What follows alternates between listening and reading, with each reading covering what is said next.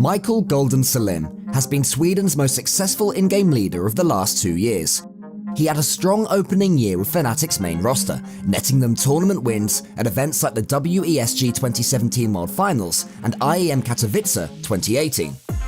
However, a shock removal from the Swedish organisation in June 2018 outcast the young captain to a year of stagnation, in which he led various Cloud9 rosters without much success.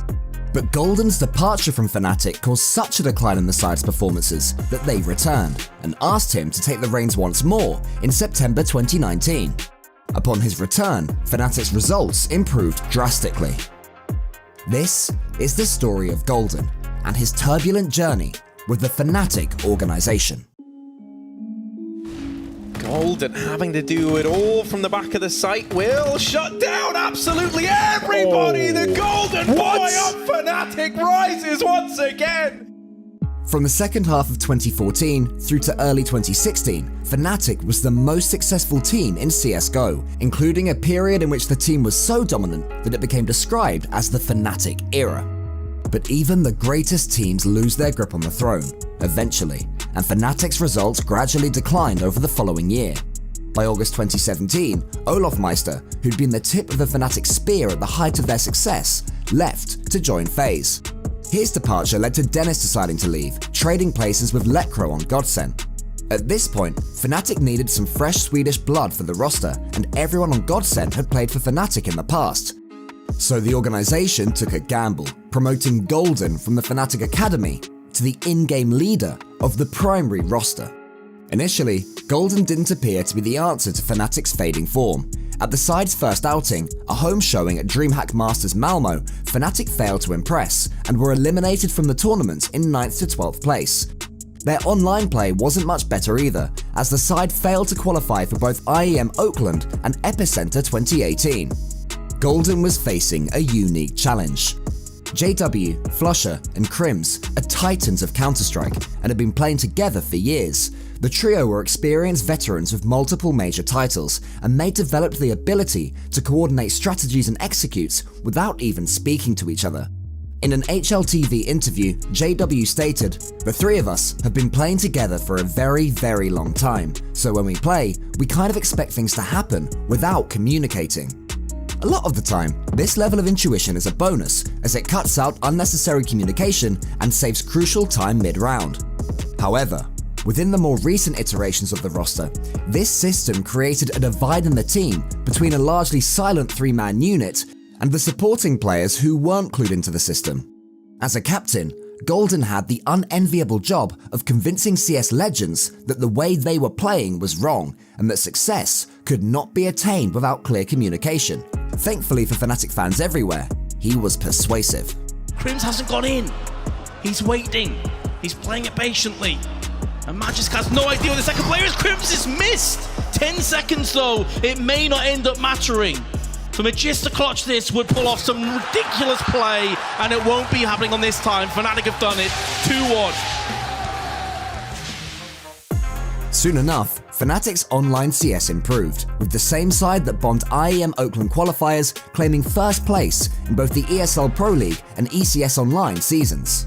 As 2017 came to a close, a renewed sense of optimism was palpable among the Fnatic fanbase as the side headed to the final tournaments of the year.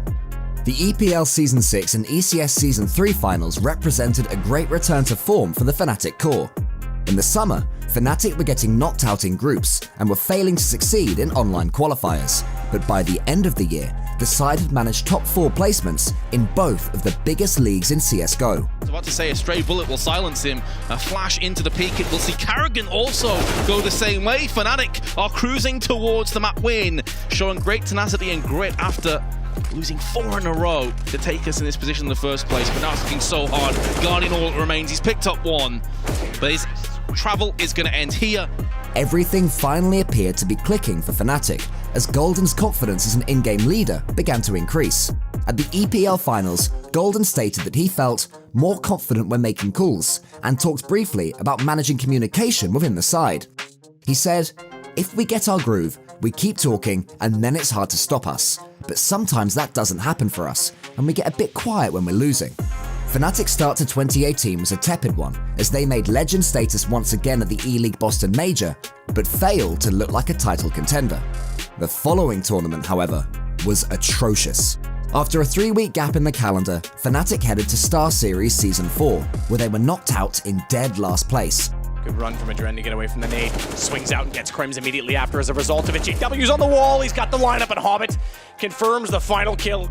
With Golden having terrible statistics in both series. In fact, the event was so bad that the players decided to take a break from each other before their next event at IEM Katowice 2018. IEM Katowice was an insane turning point for Fnatic. They headed into one of CSGO's biggest events following their worst LAN result in months, having taken a break from team practice. Despite all this, the Swedes pulled off a shock tournament victory against FaZe in their prime. Crims and Flusher had an incredible showing and were 2 of the 3 best players at the event. Despite Fnatic's victory, Golden's stats were poor again. Though team success is usually the metric by which a leader is judged, Golden's weak individual performances were conspicuous and made prove costly as soon as Fnatic stopped winning. Shortly after Katowice, tenured in-game leader Richard Exist Landstrom began to take a shine to Fnatic. Less than a week on from the biggest win in Fnatic's recent history, rumours began to surface publicly that the organisation were considering replacing Golden with Exist as the new captain. What was unusual about these rumours was that they surfaced mere days before the team were due to compete in the WESG 2017 finals, the $1.5 million event with the biggest single prize pool in CSGO's calendar.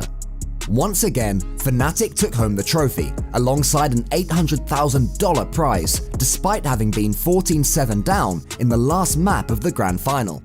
For the 3rd event in a row, Crims and Flusher put in great performances, but Golden's individual statistics were poor, and he was the only player on the roster with a negative kill differential.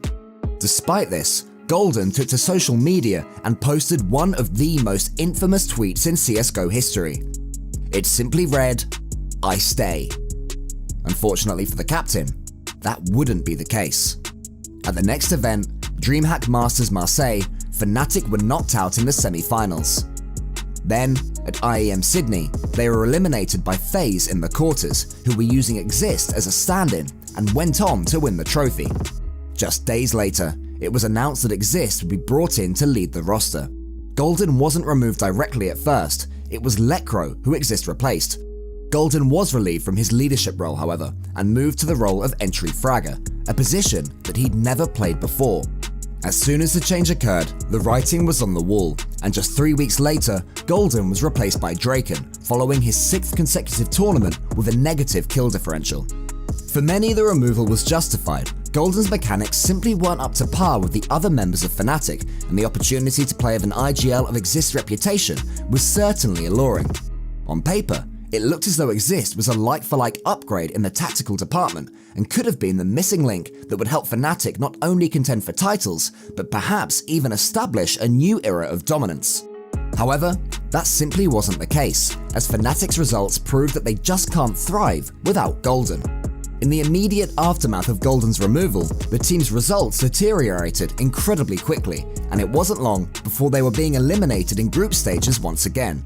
The situation got so bad that Flusher was also cut from the roster, ending up back under Golden's leadership in Cloud9. Though Golden himself was unable to find much success with C9, Fnatic never hit the same heights without him. After failing to qualify for StarLadder Berlin, the first time in the organization's history they'd missed a major, Fnatic brought both Golden and Flusher back into the squad.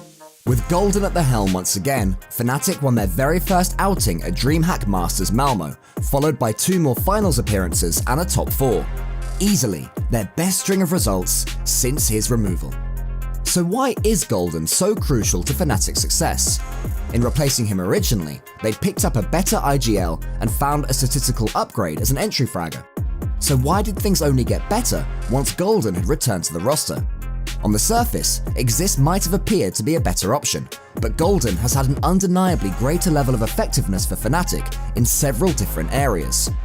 Firstly, something about Golden's style seems to be hugely beneficial to Fnatic stars. In August 2017, Crims and Flusher were enduring some of the worst slumps in their careers, but when Golden joined the roster, both players enjoyed serious statistical upticks, and when he was removed, both players began to slump again. This could just be coincidence, but once Golden joined Fnatic for the second time, Crims's average map rating went from 0.94 to 1.10, seemingly overnight. Secondly, there's the map veto process. Exist has faced some criticism for his veto approach, often picking maps that his teams feel comfortable on, regardless of how strong the opponent may be on them. The issue with this strategy is that it can inadvertently give the opponent a strong map if both teams' map pools overlap. Instead, going towards a pick that could be more punishing would result in a greater likelihood of victory on his own map choice. Fnatic's CT sides were also vastly improved under Golden. Rotations were being called at a much faster pace, and the team seemed to have a much better read of their opponent's playbook. This was likely due, in part, to Golden's tactical read on the game, but it's also probably impacted by his emphasis on good team communication and having everyone stay vocal. Golden's road with Fnatic has certainly been a rocky one, but there's no doubting the impact that he's had on their roster. In the modern world of CSGO, where great in-game leaders are few and far between, Golden is the most successful Swedish captain of the last 2 years. Despite the betrayal he suffered, he returned to Fnatic and made them competitive once again. It's been a long time since a Swedish team ruled the CSGO world, but it seems clear that Golden will be a key ingredient if Fnatic hope to one day reclaim their throne. Post a comment letting us know why you think that Golden is so effective with Fnatic. And remember to like this video and subscribe to Dexerto for more in-depth esports analysis. Otherwise, as ever, thank you for watching.